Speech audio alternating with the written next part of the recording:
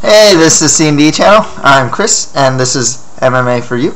I'm going to be doing my post-fight analysis for UFC Fight Night 25. Also talk a little bit about Bellator 50, and I'll do a little tidbit on the Mayweather versus Ortiz fight. I love the undercard for Mayweather Ortiz. Alvarez looked really good. Morales, of course. That undercard is really good. And I always felt with boxing that was always something that's generally pretty lacking with boxing. If you've seen the results or saw the Mayweather versus Ortiz fight, the strike was legal. Ortiz did a blatant headbutt on Mayweather. There's nothing he did that was like illegal, and honestly, Ortiz should have had his hands up. There's some obvious confusion with the ref as he was clearly turned away from the fighter. So I don't, there's definitely something there that seemed like some sort of miscommunication somewhere. It just seemed very bizarre. Everyone's gonna have a different opinion about this, but was it like a bitch move that what Mayweather did? Yeah, I think it is. There's some people that don't agree, and it's like, hey, Ortiz is the dummy, for wanting to bro hug it out and then put his hands down and let Mayweather, punch him in the face when he was allowed to. Obviously, it's some people don't feel there's an ethical code that was violated or anything, and everything was within the rules. I mean, that's the number one thing there, though. Everything was within the rules, and it kind of sucked. That I don't know. It kind of sucked. It actually made the fight, and it made a lot of news for boxing. So it didn't really suck. It was actually kind of made Mayweather much more of a heel, especially with the Larry Merchant thing. And obviously there's going to have a lot more calls for Pacquiao versus Mayweather because of that. As far as Bellator 50, I missed the undercard. I did really good on the picks here. I only missed 3. My man Rick 1982 got all of the main card picks right, because he picked Brian Baker over Jared Hess. I picked Jared Hess over Brian Baker. Otherwise, I got the other 3 picks correct.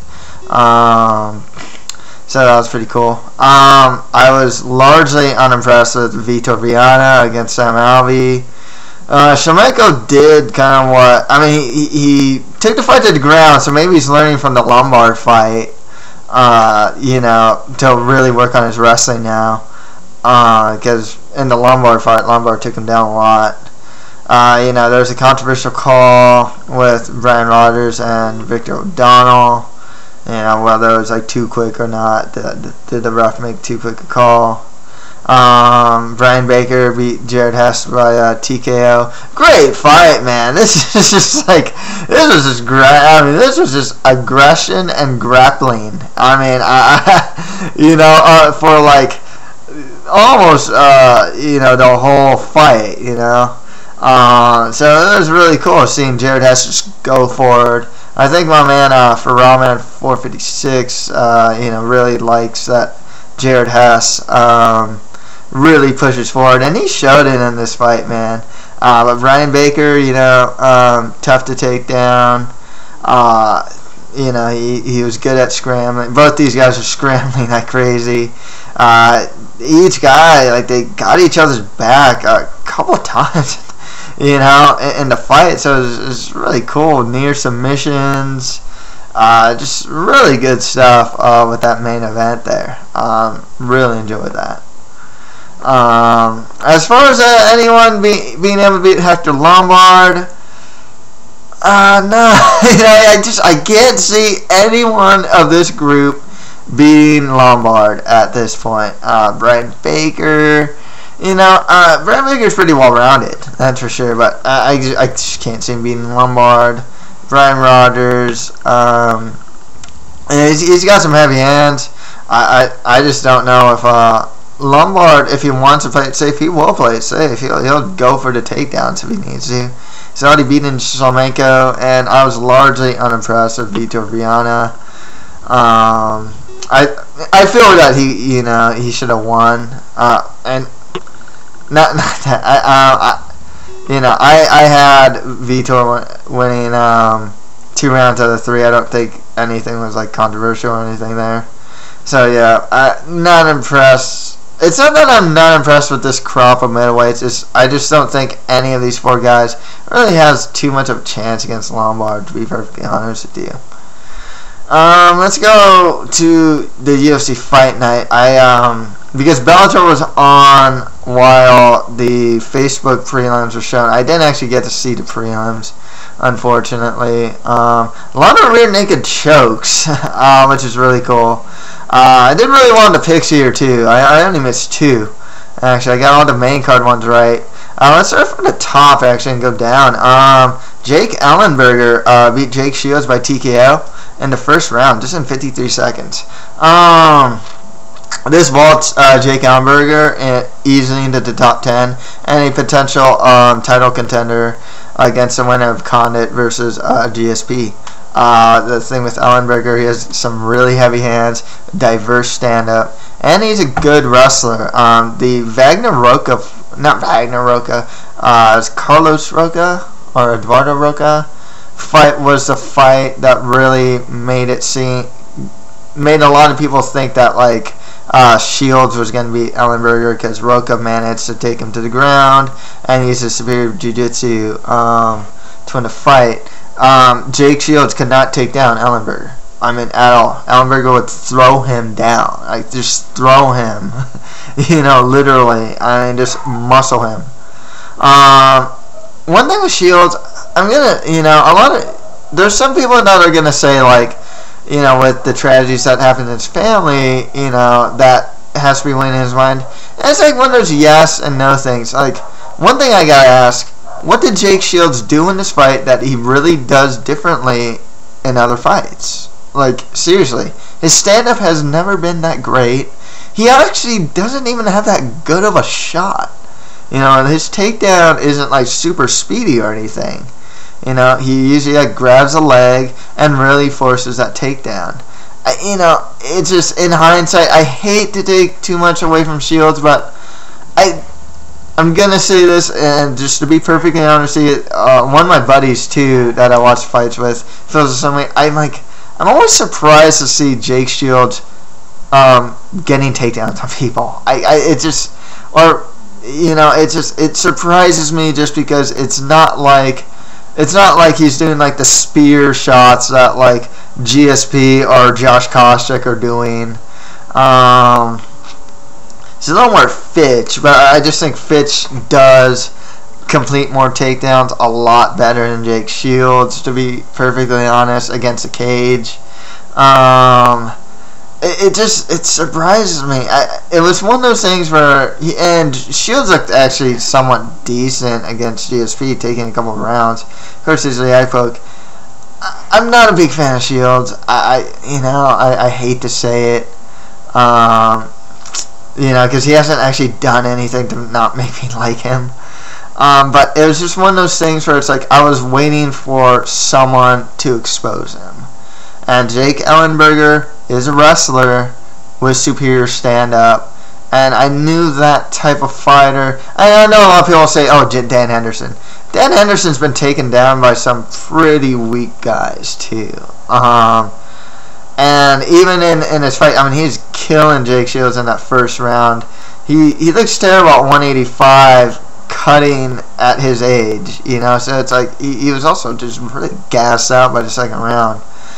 With Ellenberger, just superior stand-up, young hungry guy, good wrestling. I kind of got the idea that Ellenberger would be able to expose Shields, especially if Shields can't get the takedown.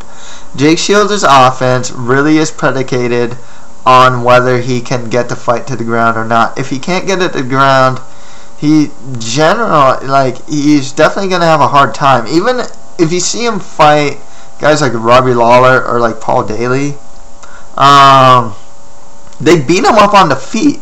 It's Jake being able to get the fight to the ground in some way, shape, or form that really allows him to win a lot of times. But he just couldn't do that against a much stronger Ellenberger. Great run for Ellen. I mean, there's a lot of people he can fight now. The winner of Anthony Johnson versus Charlie Brenneman. If you want to give Ellenberger the winner of Diaz versus Penn, I mean, that works as well. If you want to make him the next #1 contender, it's not the worst thing, honestly. Ellenberger, he actually seems like a shorter welterweight, but he's really strong, and you can just kind of tell. He hits really hard. His stand-up's pretty good. He has some good boxing, and he really goes for the kill. He's shown some weakness against Brazilian Jiu-Jitsu. I've seen him get tied up against even like Mike Pyle. Just manages to tie him up from the bottom, and Roca obviously. But his overall wrestling's pretty good too. I'm not saying Ellenberger would beat GSP, but he'd be a unique challenge to him, I think. I think he definitely has a better mix of striking and wrestling, more so than like a Koscheck or a Fitch, who like have one or the other but not both. I'd still pick GSP to beat Ellenberger. But Jake Shields, 2 losses in a row against some really good guys. I mean, you can it's not, I don't think they'll cut him or anything. But he's definitely gonna take a couple steps down the ladder, and he's definitely gonna have to build himself up. One thing is, the UFC welterweight division has some great wrestlers. I don't know if he'll be able to implement his usual game plan against some of these guys. They are, they're not gonna be so easy to take down. Well, maybe like Carlos Condit, he's actually, or Nick Diaz, but otherwise, I'm guessing, I'm saying guys more near the top are going to be a lot harder to take down. Okay, next fight after that, Court McGee beat Donnie Yang by a unanimous decision. It's kind of how I thought it'd go. Court McGee would outwork Donnie Yang. I knew that Court McGee has the superior conditioning. And yeah, he pretty much just beat Donnie Yang, kind of by outworking him, really. And Yang got tired out. Would just come to takedowns really late in the third. He showed some really good takedown defense early on, and some good stand up. But a guy like McGee, he's going to keep trudging forward, and he has superior cardio. I'm going to be, I do like Court McGee. It's just one of those things where his skill to me, he just seems like a mid-tier guy to me. There's something about him, I just can't really see him breaking through into the top 10. Seeing the skills he has now, obviously he can always improve. It can happen. But there's something about him that I can't really see him improve that much. If you saw him from his last fight against Jensen to now, it's not like there's that much different with him. It's still the same. He has superior cardio. He'll outwork you. He's a resilient guy, and he'll put a lot of pressure on you. It's kind of the same story here. So it's just really tough for me to see McGee getting that far in the middleweight division. There's good fights for him, don't get me wrong. Some really good fights for him, and you can even put him up against Alan Belcher, who fought on this card as well.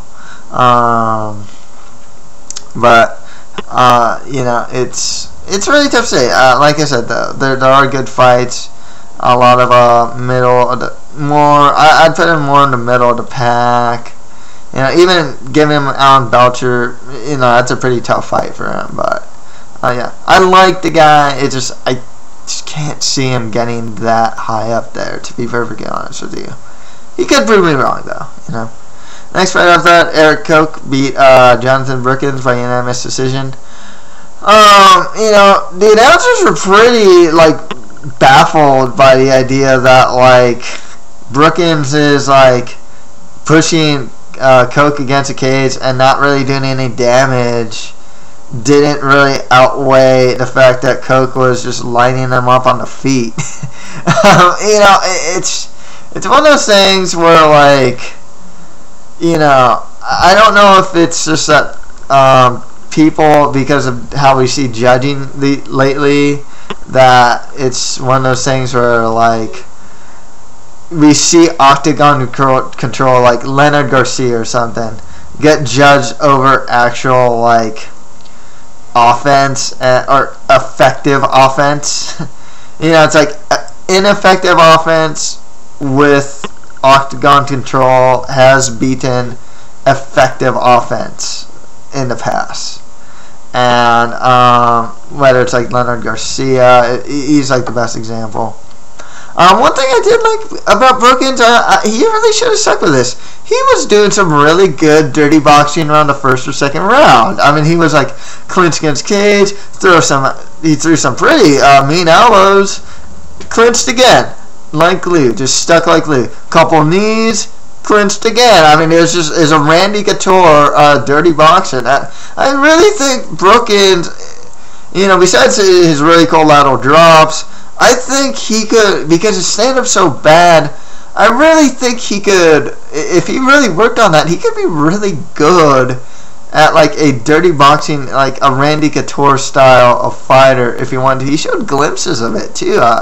If he really stuck with that, because Eric Koch was really against the cage a lot of times, and Brookins was like glue, and he's shown to be like glue in those type of situations. Especially since Brookins, he can complete takedowns from the clinch as well, especially lateral drops. I really think if he's, going forward, if he wants to be really successful, it's just my opinion, obviously. It's just that his stand-up's not that good. And, I really think that type of strategy would really benefit him, honestly. I compare, in some ways, I do find Brookins and Shields kind of comparable, in the sense that both these guys don't have the best stand-up. They look funny at times. It's almost awkward at times. And also, their offense is predicated on the fact that they need to get the fight to the ground. And if they can't, they're pretty much done. It's almost like 80% of the time, the other guy's a superior striker to Brookins or a Shields. That's the thing. Eric Koch, he's definitely in line for a title shot after a fight or two. After Chad Mendes, really, I see Tyson Griffin maybe. Yeah, that'd be a cool fight. Eric Koch, Tyson Griffin. That'd be a really cool fight. I think that Eric Koch should be fighting somewhere in the top 10 of the division at this point. He's showing some really good stand-up, good takedown defense. He actually started out as a grappler, so it's not like he's foreign to Brazilian Jiu-Jitsu. He's shown to be really well-rounded, and he has a very well-rounded skill set that definitely is what I would consider to be top 10 worthy. With Brookins, his stand-up is just gonna be such a liability. Like I said, personally, what I'd like to see him is to be more of a Randy Couture type guy. To use his stand-up to initiate the clinch, to push a guy against the cage for dirty boxing or to takedown. I think he can have a lot more success. Right now, he just kind of guns takedown, really forces takedowns, and he gets caught on the way in a lot of times. It's not working. I don't know how else to say it. It's not working. And Ellenberger beat Jason McDonald by TKO. Oh, it's a verbal submission in the first round. Good return fight for Ellenberger. He was, after he beat Cote, he was definitely talked about around that like top 10. Jason McDonald kind of got him pulled guard. I think it's inadvertently. You know, one thing is, I know that McDonald's really good at Brazilian Jiu-Jitsu. You know, on his back, he's really good as well. However, I remember against in the Nate Quarry fight, that Quarry just ground and pounded McDonald, and I was just like, one thing with McDonald, he does get stopped a lot by strikes, whether it's from a guy on top or in the stand-up, and I was just like, you know, Bellator ground and pounds this guy enough. He's gonna get the stoppage, and lo and behold, it's what happened. You know, he got the stoppage from ground and pound. Good win for Bellator here. You know, I think he should actually fight some really top guys. The winner of Maya Munoz would be pretty cool. Why is it Maya Munoz? Munoz Lieben or Maya Santiago. I think would be a good fight for Bellator. And I missed a lot of prelim card. There wasn't much to say about it anyways. I'm just glad that Evan Dunham managed to get a win against Shamar Bailey, Lance Benoit, and Matt Riddle pretty much had fight in the night. A lot of rear naked chokes, some good UFC debuts from like Robert Peralta, a re-debut for Seth Vasinski, good debut for Lance Benoit. Otherwise, there's not really much to say. A lot of these guys on the undercard, except for like a Dunham, are really just lower tier guys, you know. And you know, there's not much I can really say about them. You know, they should fight other lower tier and maybe some mid tier guys. Any guys that can fight each other probably should fight each other. Cody McKenzie might be getting the axe. Wouldn't be surprised to see Shamar Bailey getting the axe. Matthew Riddle is 2 fights.